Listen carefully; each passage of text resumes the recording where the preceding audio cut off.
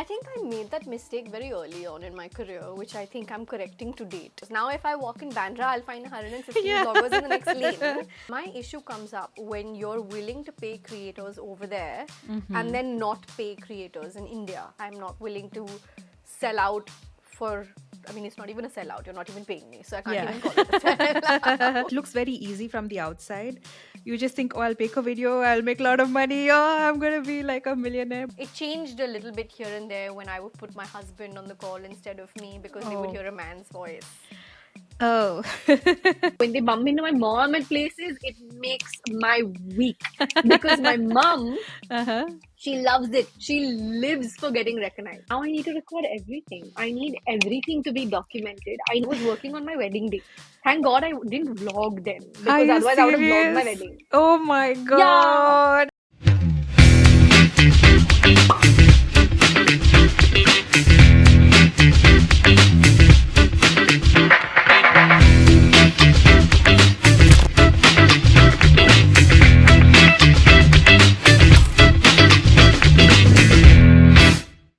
Hi, Anam. Welcome to Chumma Conversations. It's so nice to have you here.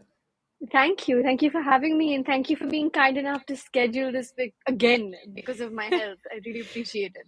No, thank you for being accommodating. I'm glad we could finally do this because both of us had like a short window in which we were able to like figure something out. So I'm glad it happened. A lot of my audience, they like following content creators and they're very curious about the content creator life. So just to give them a sense of what it's like, can you describe what your day has been like so far? I've been a content creator for over 12 years at this point. And if Mm-hmm. there's one thing I've learned about my life, it's the irony of the fact that I am a creature of habit that has no routine whatsoever. Because Mm-hmm. every single day looks so, so, so different. For me, this morning, so my morning time is my non-creator time, as I call it, where I don't touch my phone and I don't check social media. I don't reach for my phone until I'm sitting down for breakfast, which is at least an hour after I've woken up. Mm-hmm. So I completely refrain from technology till then. Um, and after that, I have my breakfast. I catch up with what's happening on socials. I'm not a doom scroller at all, which is the boon and bane of my existence. How? Uh, How do you manage to not? I give myself windows. Mm-hmm. I'm a person that's all about TMI. So I'm going to go on and say if I'm in the loo, those 5 to 7 minutes I'm scrolling at that time, Mm-hmm. sure. Of course. I give myself a little 10-15 minute window, maybe before I go to bed. Mm-hmm. But unless I'm actively looking for a trending audio or I'm looking for, okay, who's posting what or, what's Right. trending right now, I'm not, um, I'm not actively a scroller per se. That is surprising actually, because I know a lot of other creators, including myself, we spend a lot of time on social media because, like, we justify to ourselves also that I'm working technically, but you end up Thank wasting you. so much time yeah, that's really hard to do. So, kudos on that, especially Thank you. the morning half of not touching your phone. That's even for people who are not creators, right? That's really hard to do. I think it's because my mornings are very, very sacred to me. Mm-hmm. I'm someone that takes my mornings very seriously. The reason I think one of the main reasons I've managed to stay a morning person is because my phone doesn't ring, I'm not bothered, I can Mm-hmm. read, I can do my affirmations, I can meditate, I can plan my day even if I'm working. At least I know I can do whatever it is I want to do without my phone being an interrupter of some kind. So I take it very seriously. I take my mornings very seriously. Yeah, you're inspiring me right now. I think tomorrow I will try at least for an hour not to touch my phone in the morning. Good, I want a text from you tomorrow that says, I did not check my phone for this much time. Okay, that's good. Very hard. I regret declaring it, but cool. I'll give it a shot. You've been a content creator. You're known as one of the OG content creators in India. You've been in this space for what, almost 13 years now. You started in 2011, right? Yeah. That's incredible because you've seen everything. Like you've seen the blog stage, the early YouTuber stage, the short form content stage that's now there, and you've also done podcasts. How has your approach to content changed from you when you first started to now? I think my approach is it's a pendulum. Mm-hmm. So I feel like when we started out, when I say we, I mean the four of us, I think, who had blog posts and a blog platform in 2011. I think at that point of time, maybe I should just speak for myself. I started purely out of passion and my love for it. So I feel like it's gone from people starting it as a hobby to something they genuinely love and express to I Right. feel like there's definitely, because it's become an industry over a period of time, Mm-hmm. especially post pandemic, post 2020, it's one of those things where I feel like now it's a little bit more diluted with passion, but Mm-hmm. fueled by the fact that it is an economy. There's one minus thing in there and one plus thing in there for me at least, because I Mm-hmm. wish that more people were truly passionate about communication and about for whatever genre of content they create are in the space of. Having said that, I do think that I'm so happy it is legitimized as an industry where we are today, Yeah. because there was a time when people didn't really understand what a creator was or what a Yeah. blog was. And for the longest time, my mum thought my job was to take pictures and post it on Facebook. And, What a to lovely go from job. to go from that, sometimes when I see her explaining to her friends, because my mom just Mm-hmm. turned 60, so when I see her friends understanding what my job is through her, it makes me feel so nice and validated, like, okay, they Right. get what I do and they're proud of what I do.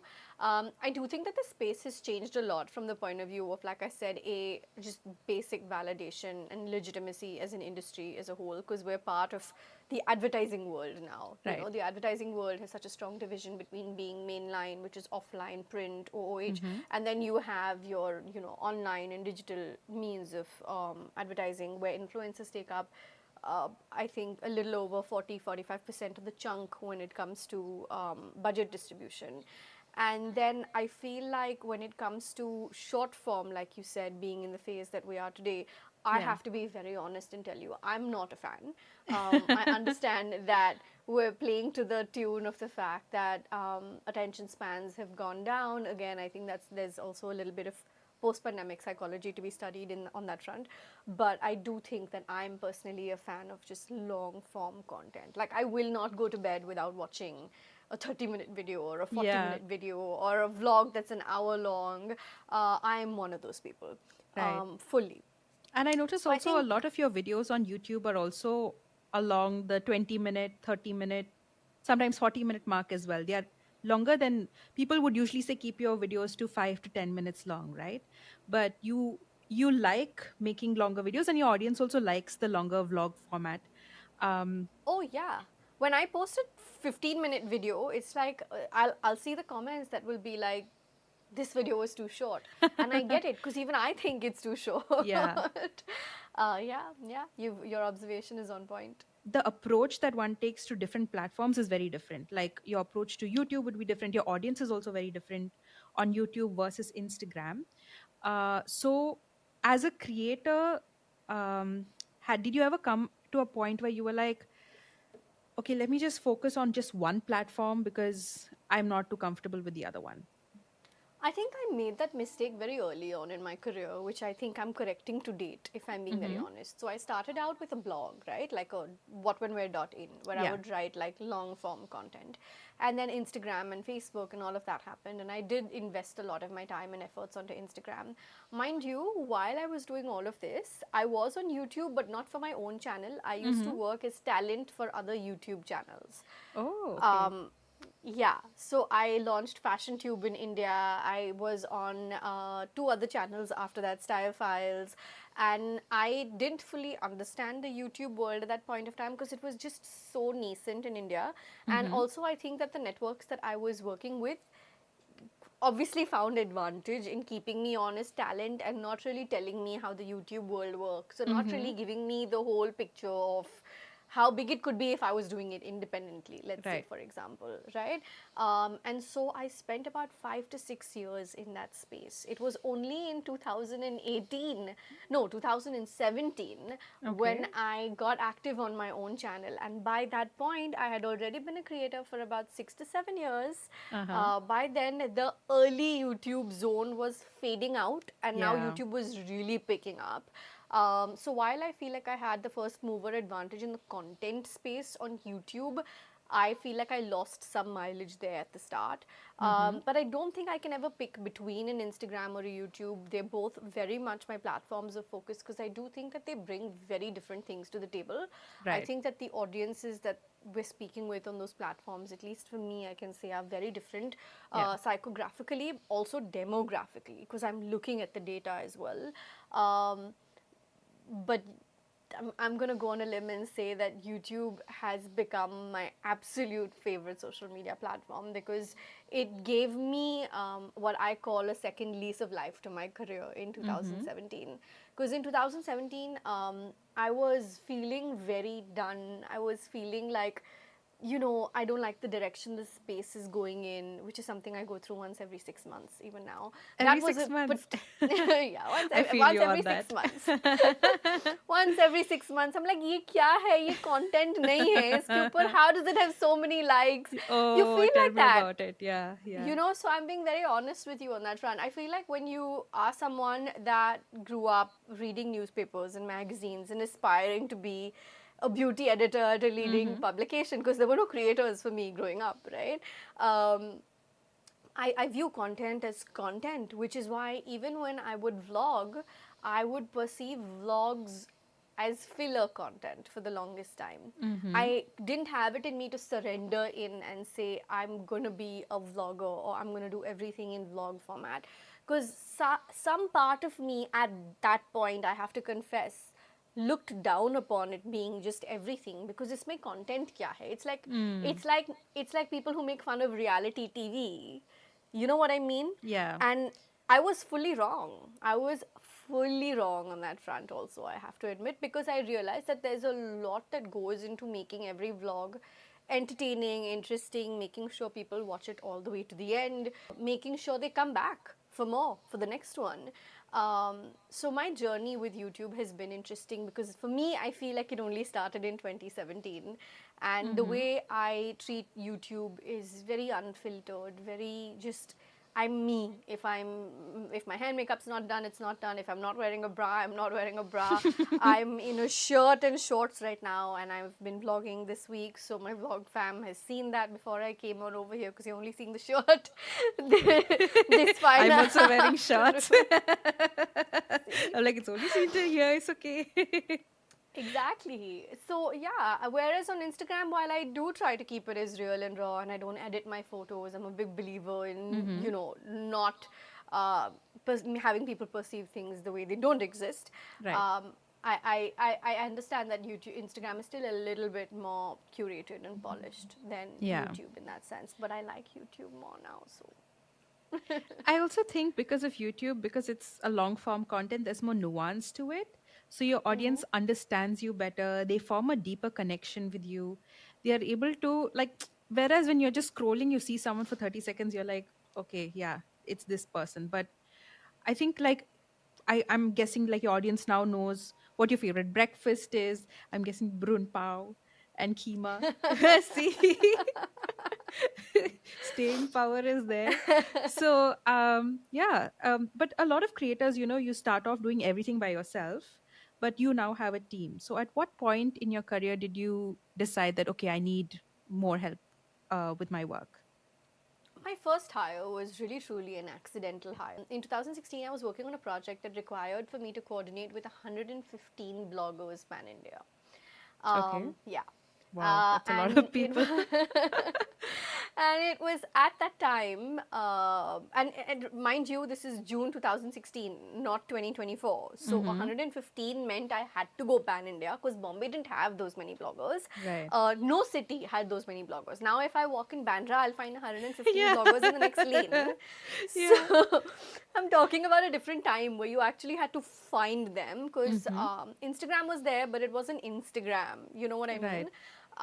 And there wasn't any TikTok reels. There was nothing to scroll and find, handles easily at. So I hired someone who helped me on the project, and somewhere along the course of working on the project with me, Mm-hmm. she started helping me handle my incoming business inquiries. Okay. And when the 3 month phase got over and she transitioned into being part of my team, her and I laugh about it even today, so many years later. That was my first accidental hire, we call it, because I had hired her for a separate project, and how she Mm-hmm. integrated into my team is fantastic. I also give her a lot of credit for pushing me in the direction of YouTube, because if Disha wasn't part of my team at that point of time, I loved YouTube, but I really had someone who was even more encouraging and pushing me in that Right. direction. So, props to her, for being, especially with me in that part of my journey, because it was such a momentous one for me when I look back. Um, and I think that was when I first hired someone. So 2016, about 5 years after I became a creator. If I was Mm-hmm. though giving advice to a newer creator today, my advice would probably be different, Mm-hmm. because now it's a lot quicker to convert your content into money, Yeah. into being able to get revenue.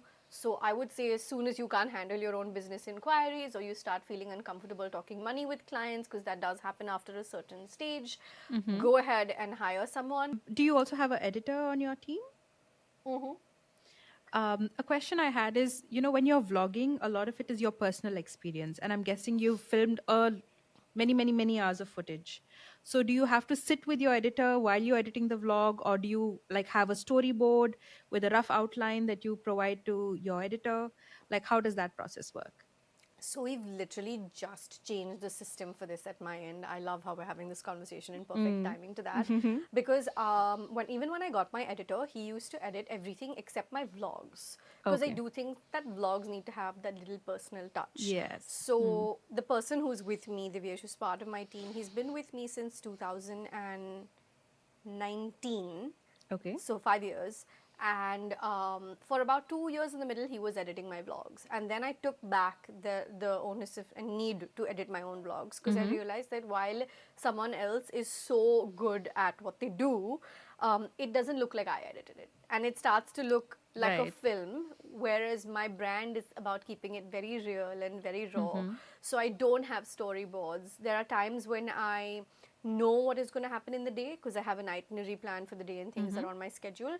And then there are times when I'm literally just vlogging, sitting in my house and being honest about the fact that this is an admin day, or I'm just cooking and cleaning and decluttering today. And Mm-hmm. so I don't go in with those kind of things unless it is a concept video or a branded video.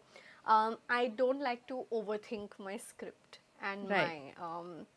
my flow. When I'm traveling, like for example, I was in Rajasthan a couple of weeks ago, and I edited that vlog again, because I'm back to editing vlogs. Mm-hmm. Like I mentioned, it's just one of those things where in my head, when I'm doing something, I'm like, this is the kind of music I want over here, and this Yeah. is the Yeah. kind Yeah. of, Yeah. this is where I want to add a text and tell them this is what we were doing. Like those Mm-hmm. kind of things will come to me in the moment, but I will never do something premeditatively for a certain edit, because then you're taking away from the organic nature of what is actually happening. Mm. Yeah. I think that's the Makes difference sense. between a filmmaker and a vlogger. That's the fine line for me. And also when we are vlogging, also sometimes you think you make those mental notes also, right? Like, oh yeah, like this shot would look great, or I need to zoom into this part, or this flow or this jump would be nice. So I think, Yeah, yeah, like being able to edit your own vlogs also makes you better at filming content, because otherwise you'd film everything. But now you have a for better sure. sense of like what exactly to film, and you're not inundated with footage later on. um you were talking about upcoming creators having that difficult talk about money. But let's talk about barter collabs, because that's what a lot of upcoming content creators have a problem with, which is, should I accept barter collabs? And I remember during the Clubhouse era, that was also a point of conversation in a lot of rooms as well. um, and I think it's different for different product, for different categories. Like, I think it's an issue for beauty content creators, whereas for comedy I never faced that problem as much, because if someone said, I will give you one burger for a reel, I'd be like, I don't need that burger. I don't need it. But for a beauty creator, you do need the products, because you do need it to make content, and they are so, so, so expensive. So what advice would you give for an upcoming beauty creator who is now doing barter collabs, and how can they convert that to a paid collab? So I think there are several filters and layers and caveats to this entire conversation about barter collabs and affiliate collabs, and then how Right. you can turn them into revenue or where you can't turn them into revenue.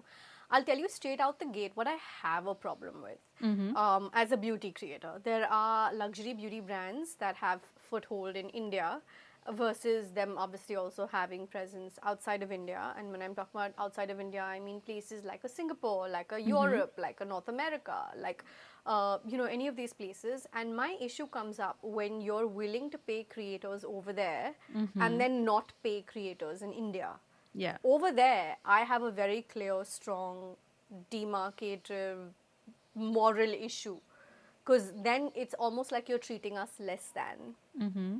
and that's not okay, right? And the same problem also persists with luxury fashion houses inside, like present in India versus outside India.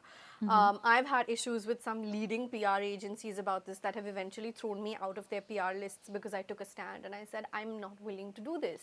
Mm-hmm. And if it means you're going to leave me out of prestigious events or your PR lists, then so be it. It is my cross to bear. I'm going Yeah. to have to deal with it for putting up with a strong, just putting up a strong front on the fact that I'm not willing to sell out for. I mean, it's not even a sellout. You're not even paying me, so I can't Yeah. even call it a sellout. Uh-huh. That is where I have a very clear cut issue. When I started out, and when anyone is starting out, have we all done barter collabs? Yes, that is a fantastic way of building your content, building a portfolio, building relationships, Mm-hmm. which I'm going to go ahead and say a lot of newer creators, the new gen of creators, could really use a little bit more of, because I feel like it's become so transactional in their view of the industry. When I Yeah. started out, and I sound like a dinosaur when I say that, but there was so much of relationships that Mm. came into the picture. Even today, I have relationships with brand heads or founders of PR agencies, because it wasn't just about, are you giving me paid work? It was Yeah. about building relationships. Having said that, I still take on some barter work or some PR based work when it's newer brands around me. Okay. When I see a non funded, so like for example in 2020, Vocal for Local was really really big, Yeah. and I remember doing like lives on my Instagram for a couple of weeks together every evening, 6 to 7 p.m. I would go live with different brand founders. I hadn't taken a rupee from them. I had tried most of their products. Some were still in launch phase, so I Mm-hmm. remember I hadn't tried a couple of their products, but I gave them the opportunity to speak about what they were going to launch.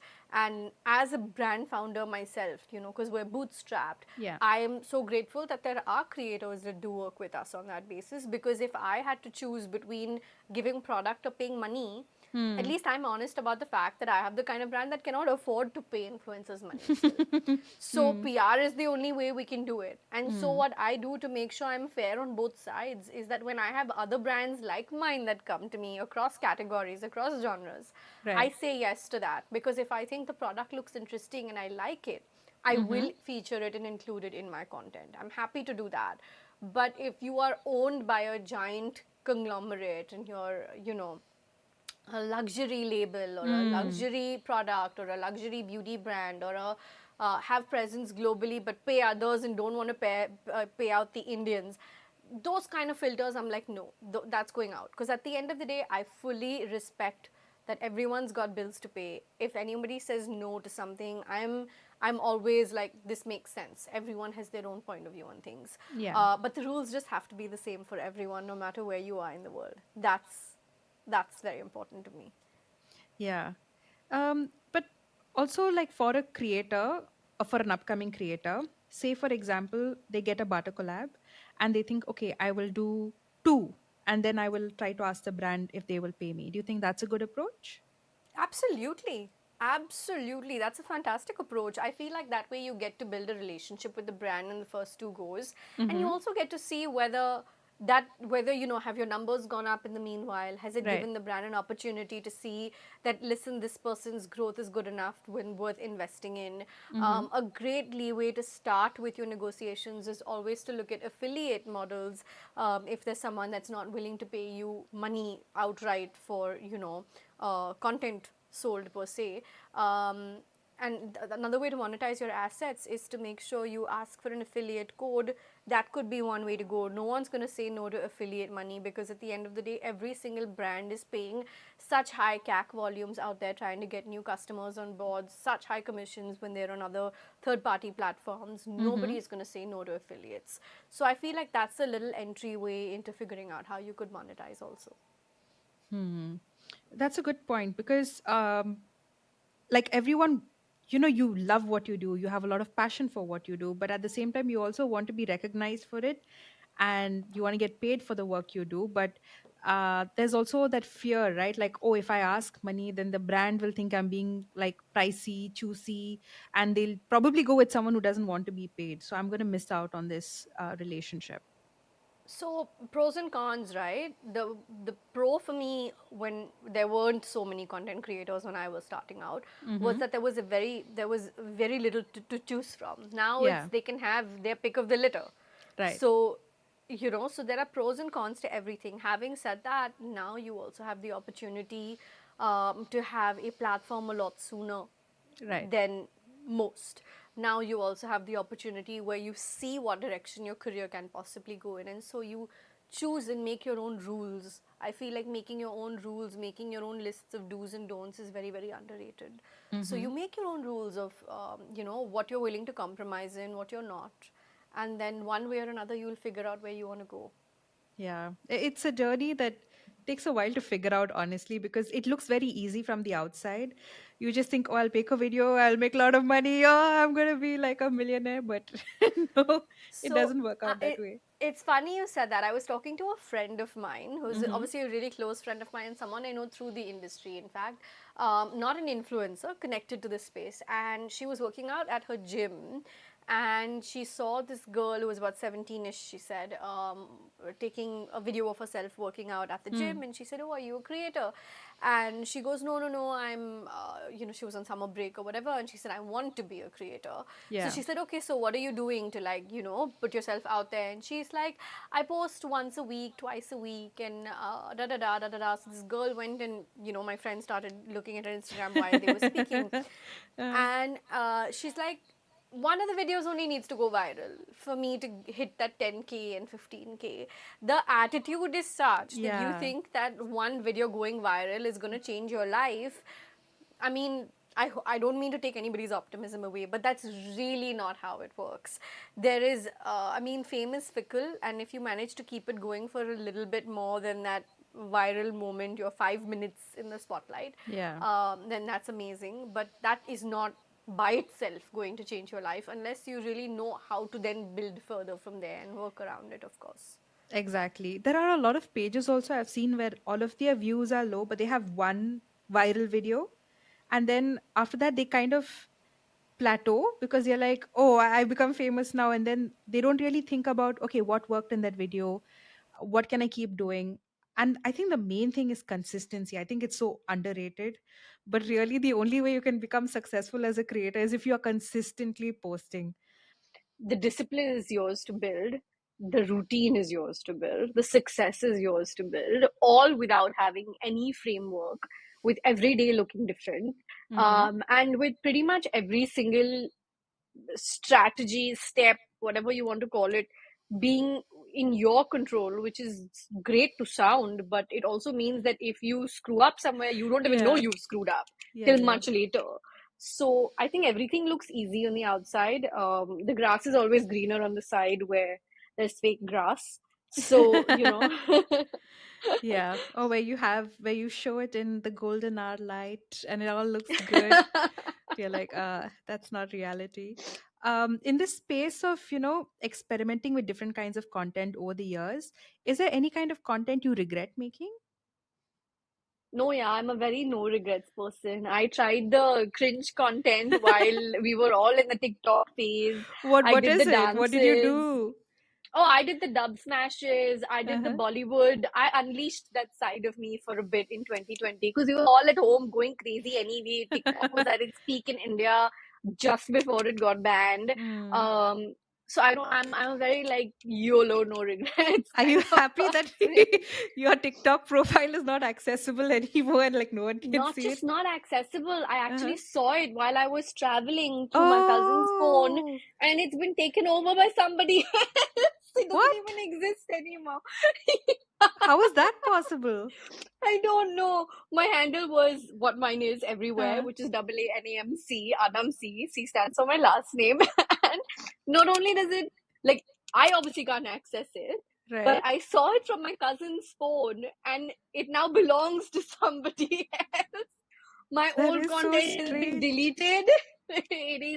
There is somebody else's content all over that handle now. So I have lost it, Oh my essentially. goodness. So I actually have TikTok here because it's available in Singapore. But oh my God, that's crazy. Like now I'm so curious to go and see what the new content is. You're going to, and I was like, that's not me. That's not Oh my me. goodness. But I did enjoy TikTok while we had it. It was a few good months, and like I said, I'm a very no regrets kind of a person in life. I'm like that. I feel like say yes to everything once, and I enjoyed it while it was there. I'm trying to think, and I don't really think I have any regrets on different kinds of content I've done. I'm just one of those people that genuinely believes in trying everything once. Mm-hmm. Maybe I won't do it again if I don't Yeah. like it, but I did quite a bit of the cringe fun stuff Oh, while I'm TikTok sad it's existed. deleted now. It would be fun to you should like if you could get access to it would be fun to see a YouTube video of you reacting to all of that old content. I do have a few of them on Instagram because I did, believe me, I did, for whatever reason, cross post some of that content. I Okay. do not know why. But, so, yeah. Now that you've been a content creator and now you are a brand owner yourself, has your approach to brand collabs changed in any way? No, not really. I mean, I have tenfold more respect for brand owners now for Mm-hmm. sure because I realize that so much goes into every little step. Yeah. Not to say I didn't have respect for them before, I always did, but I feel like when you live through a journey, you appreciate every aspect more when you see someone else in your place. So I definitely think that I analyze things a little bit differently. Earlier I would just appreciate a PR box and be like, wow, this is so nice, and it's so well done. But now I'll be like, oh my god, but this costed this much, and now when I'm throwing those PR boxes after having taken those stories, it Mm-hmm. almost pinches me because I'm like, I kind of feel like I know how much they've spent on this. um, Yeah. but no, my collab approach hasn't really changed much in that sense. I pretty much operate the same way. I remember being a little bit worried about, will other beauty brands stop working with me because now I have Right. my own. Mm-hmm. That was a big question that I had. Let's just say for the most part, they continue to work with me, but some of them I have noticed have completely stopped working with me since.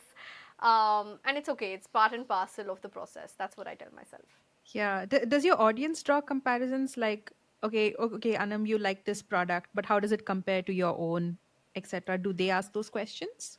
Very rarely because I haven't stopped doing reviews or saying that I like other products. So I Mm-hmm. feel like maybe if I was not doing reviews, or like if I was being unabashedly biased towards my products or brand, they would probably have that complaint. But I honestly never stopped doing content the way I do. I continue to like products from other brands. Right.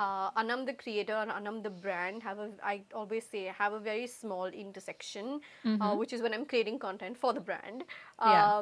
And I feel like I continue to be as unbiased as ever. I continue to get thrown out of PR lists because I'm a little bit too honest, and I'm okay with that. Mm-hmm. It's become a part of almost like, it's become a little funny, anecdote. I'll have many stories to tell when I'm a lot older. Uh, Should write a book sometime. To be interesting. yeah, I joke about it sometimes, and I'll write a tell all Oh, and please reveal do. the true workings of the Indian influencer industry. Yeah, I do joke about it sometimes, but hey, maybe I should. Mm-hmm. Yeah, that would be fun to read because it's a space which is quite gray, honestly. Because, like, when I was starting out and I was trying to look at, okay, how much do you charge for these many followers, there's literally no information online. All of Hmm. your data is all US based and you can't use those numbers. Um, and I think for me the only way was to talk to other creators and be like, hey, hi, what should I charge, like, what I don't want to undercharge, I don't want to overcharge, but you don't know, like, am I selling myself short, all of these things. And also, as through the years, I've also realized that there are many ways brands can take advantage of you without you even realizing it, and then learning how to protect yourself. So yeah, a book could be very helpful. Yeah, I think that we've all been in that slightly blind gray space when we're Mm-hmm. like, we don't know what to charge, we don't know how much to charge, we don't know Yeah. if, we don't know if I mean, I remember somebody making me feel like shit for saying you can't boost my content. Or when I said that you can't, this is like the IP of the content belongs to Right. me. You don't own my content. You've Mm-hmm. commissioned me to do it, and so you can repost it, but you can't just take it and run it on your website. Right. And this agency made my manager feel like absolute shit, and then I had to intervene and be like, don't you dare talk to my team like What that. did they say? Um, this is about a 5 year old. I mean, it happened like 5 years ago, 2019. Yeah, 5 years ago. And they were like, who do you guys think you are? Every other creator is giving us the right to do this. And we're already paying Anam more than we're paying so and so creator. And my manager at the time, who's lovely, who was with me for 4.5 years, wonderful years, was in a situation where she was like, I want to give back, but I also don't want to give back Yeah. in a way that is unprofessional. And so I got into it, and I was like, okay, do not take that tone with my team, because I'm if there's one thing my team and anyone who's worked with me even in the past will tell you, Mm-hmm. I'm fiercely protective about my team. Like, I Mm-hmm. am someone who I turn into, like, my mama bear side of me comes out, because Mm-hmm. it does happen a lot in this industry. It does happen a lot in the entertainment industry as well, where you are treated a certain way and then the team is treated or spoken to in a very different way. And Yeah. I have a moral issue with that, Yeah. because you can't do that. Like, there are times when, like, there have been times when my manager is negotiating with someone on my behalf, and then they know me because, again, history, or Mm-hmm. I've known them from 5 jobs ago or whatever.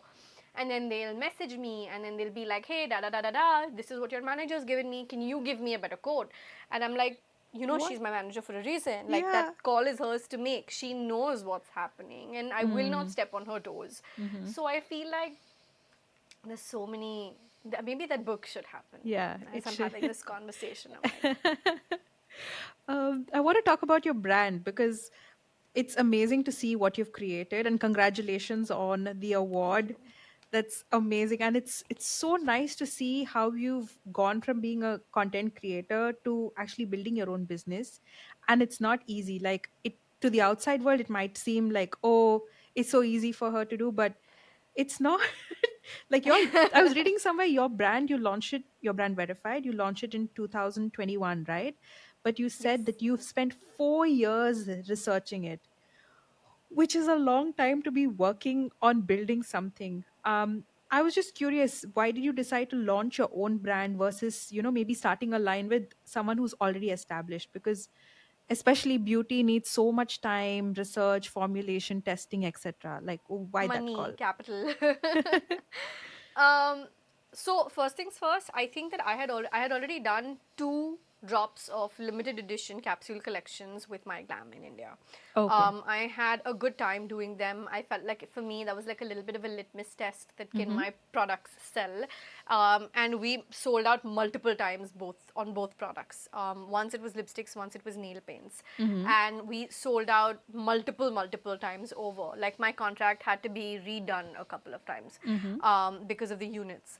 And that was obviously very validating, as a feeling, where I was like, okay, I know I'm headed in the right direction. And I had already started my research for Verified. By then, we had hit the second capsule collab. The reason I took 4 years was because, believe it or not, a lot of vendors and suppliers and labs were not as forthcoming about a girl who's 25 making calls, because the kind of capital that's required, Mm-hmm. is massive, which Yeah. is another reason it took me 4 years, because every month I would literally put a portion of my savings aside and say that this is going into brand fund, this is going into Mm-hmm. brand fund. Verified was, as a name came later. I think there were like four names somewhere in the middle. So every month I would put this aside literally in a separate bank account and say, this is going towards my capital for the brand, Right. right? Getting taken seriously was another really, really big one, because typically they're used to having people from the office and Mm-hmm. managers and corporates reach out saying, by the way, we're doing such and such collection with someone, or we're launching a brand in Yeah. collab, but the JV is hush hush, so to speak. It's one person's fronting it to the audience, another person's fronting it to the corporate. Mm-hmm. And that typically happens in cases of influencers and celebrities and things like that. Here, it was me physically calling people myself and going, I think two people gave me even their time of day for meetings, Mm-hmm. but time to even speak with or set up a Zoom call with and be like, what can we do? And that took a lot of time and a lot of patience. It changed a little bit here and there when I would put my husband on the call instead of me, because they would Oh. hear a man's voice. Oh. Yeah. So Mm. I was like, how can I use your patriarchy and beat you with it? So my husband started doing calls for me with Mm-hmm. some vendors, which I had to do. I had to resort to. Um, Everything looks easy on the outside, and like, I get it. It's just easier to think of it like that. It's easier Yeah. to think of me as even more successful than I actually am. I'll even Mm-hmm. go, on record to say that. Uh-huh. Because it's easier then to diss me without feeling guilty or without crediting it to my years of hard work. Mm-hmm. And I think as women in general, we tend to discount ourselves a lot. We tend to Yeah. say, like, I for a very long time would always say, I was at the right place at the right time when I started my journey in content, but I worked really hard. Yeah. I haven't met a hustler bigger than myself in my age group, or even Mm-hmm. younger than me for that matter, because I know how I work. Like, I spend every waking hour thinking about my job to a point where it has affected me in ways it shouldn't, like, Right. work life balance is in my life a Uh-huh. mirage. I'm not advocating it, it's Mm-hmm. not cool.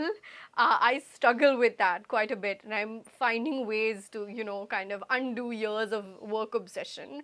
Yeah.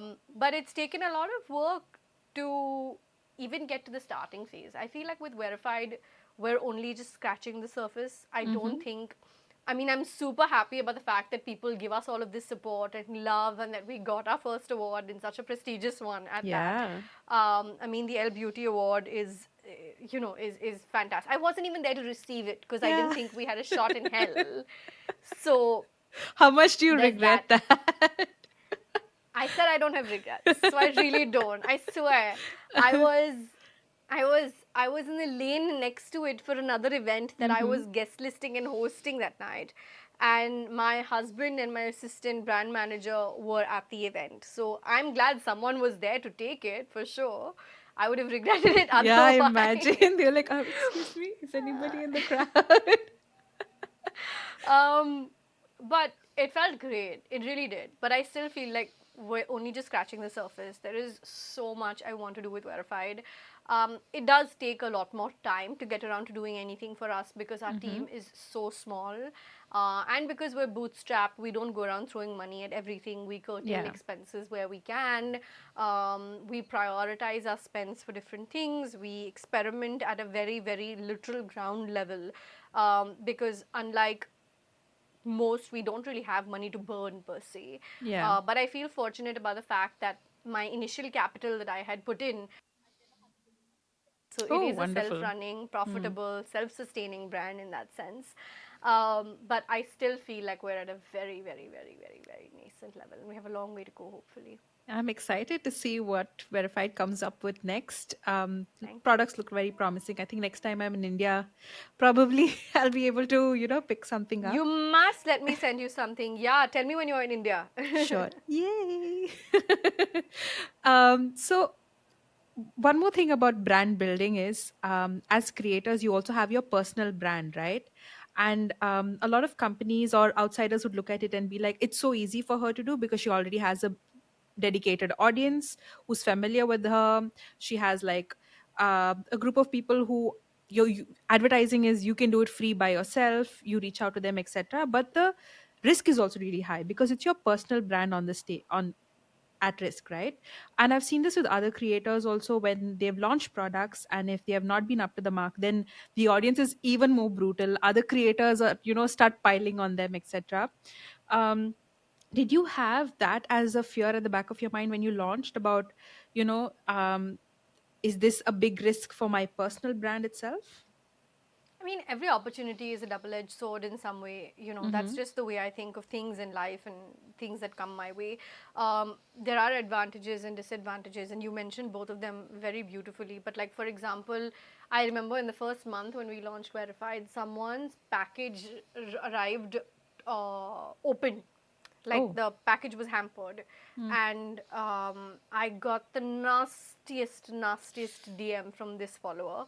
Mm-hmm. And I remember that was one of the first moments where I was in shock, and I was like, I'm not a cash grab. How dare she call me that? And then I realized, wait, the psychology of it is that because there's a face to it, Yeah. all the credit is going to come to me, and if anything goes wrong, every little thing is also going to come to me, like the good, Correct. the bad, and the ugly.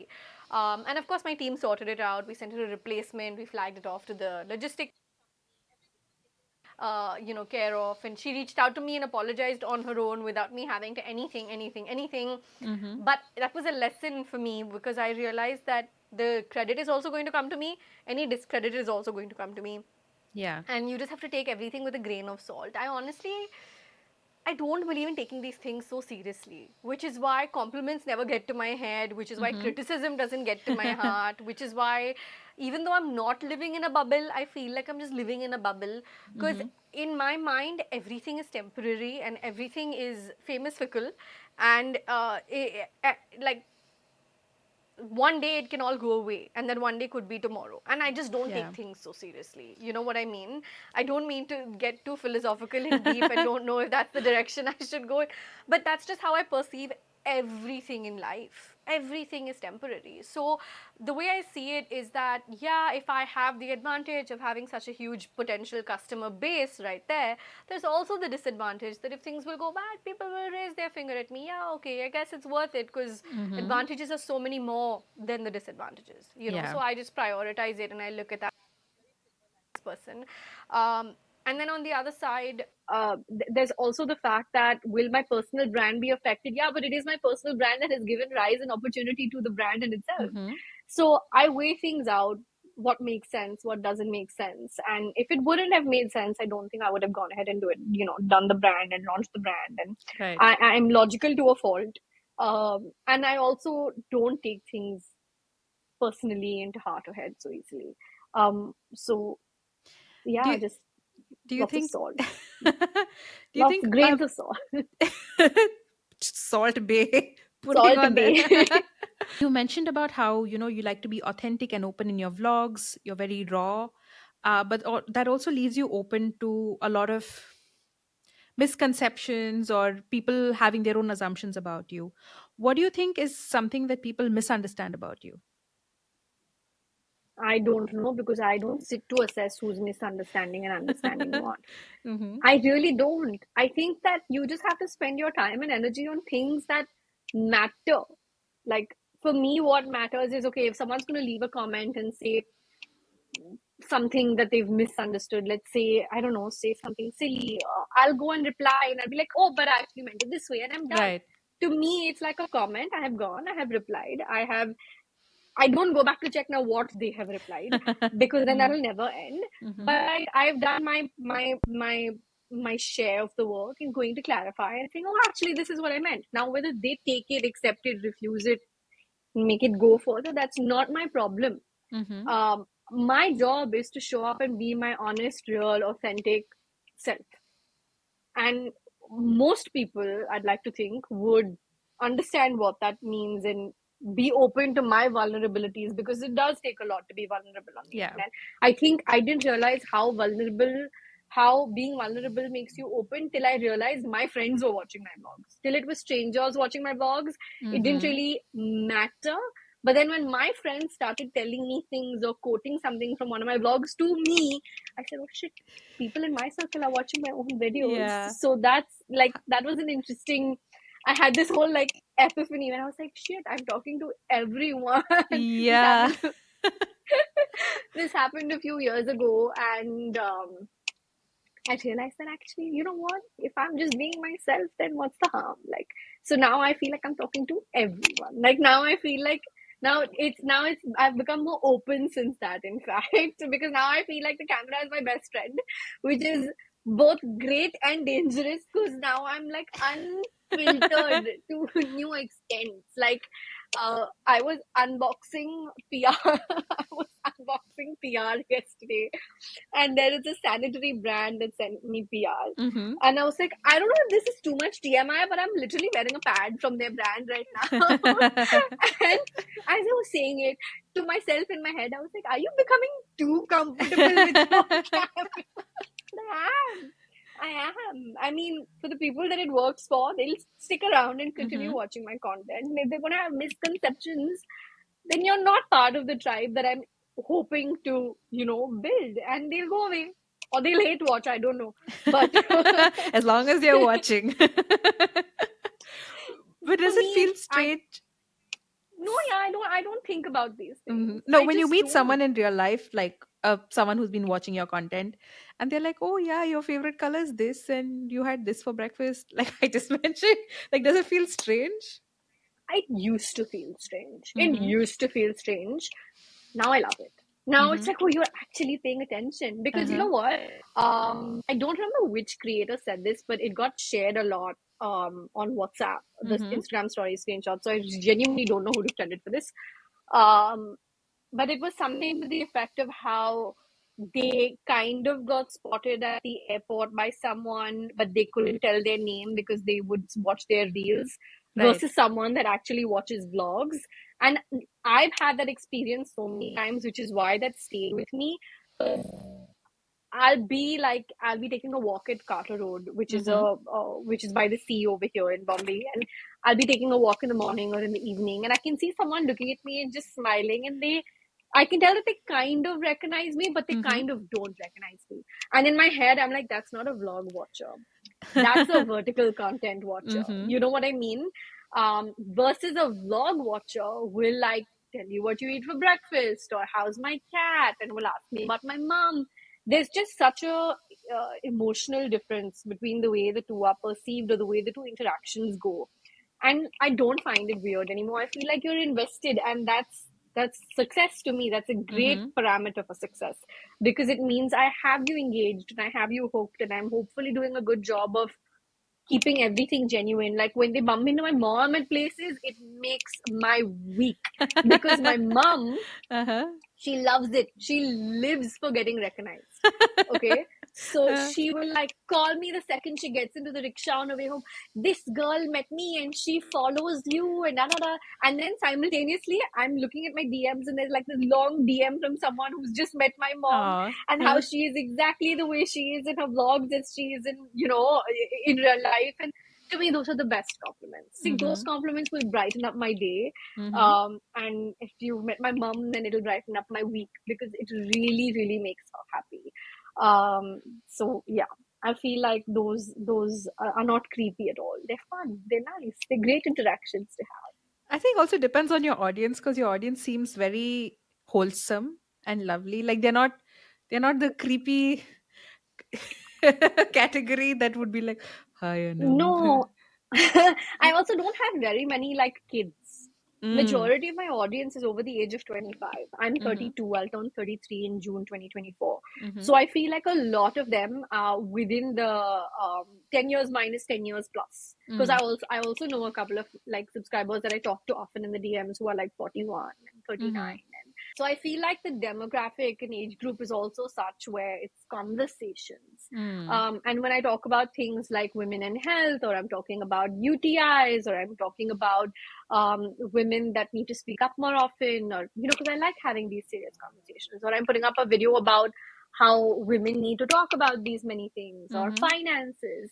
It actually makes me really happy to see how engaging those content pieces are. Those are like the litmus tests, right? That really Right. tell you how clued in they are and how whether you're on the same intellectual wavelength or not. Mm-hmm. Right. All right. Let's go to audience questions. So the first question is from Rishabh from Delhi. If you could have a superpower, what would it be? Teleporting. Huh? Why? I'll save so much time. No traffic, no visas, no airplane. Go wherever I want. Snap or just teleporting. Yeah, that would be fun. What about You flying? want to do this podcast? Are we in Singapore in a snap? Oh, come on over. We have some kaya See, toast for you ready. I would be there. Teleporting, hands down. And also a very Bombay person answer also, like you're like, I don't want to get stuck in traffic. It's true. Have you seen Bombay over the last 6 months? We there is a city somewhere in the middle of this construction. There is a Uh-huh. city. I promise. Yeah, there's a lot of like everyone from Bombay is like all the roads seem to be dug up everywhere. Hope Yeah, that'll be and they resolved have to get soon. done with it before the rains. So. Oh yeah, it's gonna like flood and stuff. Yeah. Well, a second question is from Tanya from Mumbai. She asked, "Did you ever feel like giving up on making content at any time?" Yeah, I did. 2017, 18, in that first ever burnout I think I experienced. I definitely felt like the space wasn't for me. There are still times I question whether I'm in the right space because there's so much that I love passionately, but Mm-hmm. there's so much that I don't necessarily agree with the way the workings of. I have thought about it, but I don't think I can. I'm It's too much hard, of a right? creator at heart. Yeah. And I'm too much of a creator at heart. It's how I'm programmed. It's how my brain works. And ever since I not switched to, rather, grew to also become a vlogger, Mm-hmm. now I need to record everything. I need everything to be documented. I need everything to be like I'm uh, I'm not going crazy yet, but it's in my future if I Mm-hmm. continue to stay as obsessed with recording things as I am.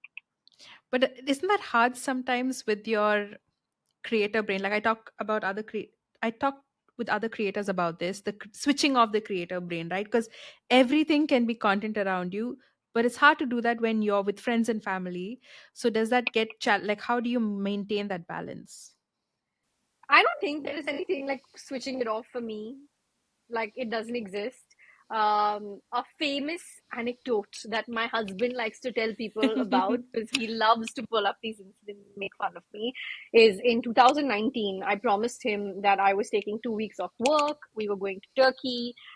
We were going to have a blast. We didn't honeymoon after we got married. We'd Okay. been married for a little over 2 years at this point. Hmm. We didn't honeymoon because I was saving up for the house, and I said, let's buy the house and then we'll go on a holiday. Mm-hmm. Paid the down payment for the house, booked the holiday, and I said, I'm not working these 2 weeks, babe. There's no way I'm working. I'm just gonna chill. Yeah, we'll take some pictures. There was no reels then. Thank God there was no reels then. Um, Uh, because reels is really the is hmm. really the one that gives content for me. And I don't know what happened, but I said I'll vlog snippets of this trip. Mm-hmm. And then the next thing you know, there was a brand that had Turkish ingredients in their products, wanted me to do product shots with iconic Turkish Oh. landmarks. Mm-hmm. So my bag perpetually had their products along with my camera then because we needed to take good photos. Um, and then I said I would vlog a little bit, which wasn't a little bit.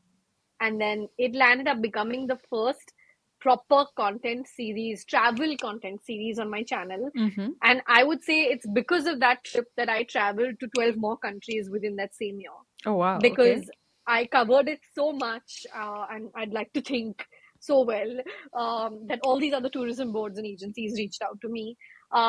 So I have given up on the idea of switching off. I was working on my wedding day.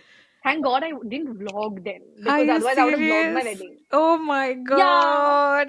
but the thing is, I'm inherently a workaholic. Mm-hmm. So it's very on brand and on character for me to be a creator. Mm-hmm. Because as a brand owner and as an entrepreneur, you can do that to some extent. But as a creator, you really use every waking minute.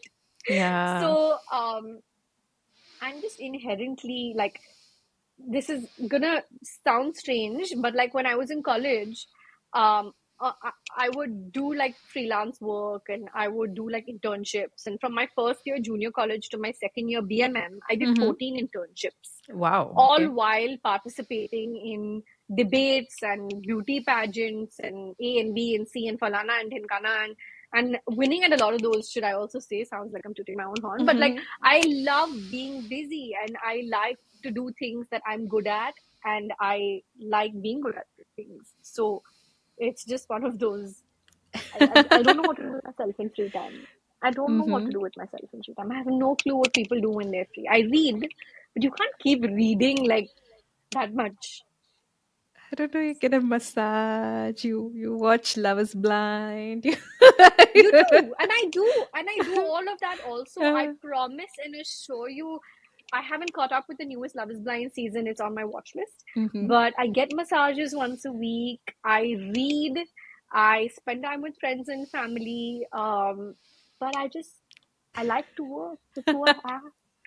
You're, I think, one of the very few lucky people that loves what you do, and so work is like it's fun to do, right? You're passionate about it. You can spend hours doing it, and I hope that those listening to this podcast also, get some inspiration on what they could do with their careers.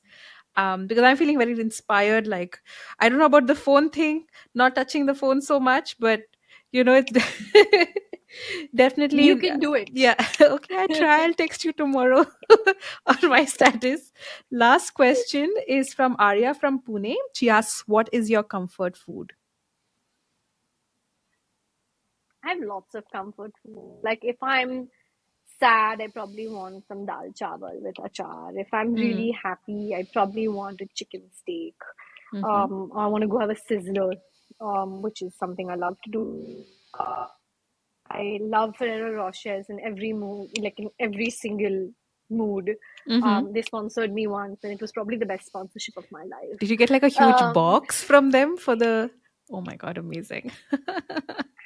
and I would have done that on a barter if they asked. Like give, keep them coming. Lifetime supply. I Uh would huh. have said yes, but Mm-hmm. they paid, just to clarify. Wow. um, That's amazing, huh? yeah, my comfort food is, I love dosas. I Mm-hmm. can't, like, in a week, at least three of my meals are a dosa. Like, I love a good masala dosa with sambar or puri. I'm more South Indian than my South Indian husband. Mm-hmm. I'm often told, and he often reminds me of that. Yeah, I love chicken biryanis. Like for Sundays, lunch is chicken biryani, dinner is pav bhaji. That's also a form of comfort food for Ah, me. sounds good. Okay, you're making me very Yeah, hungry.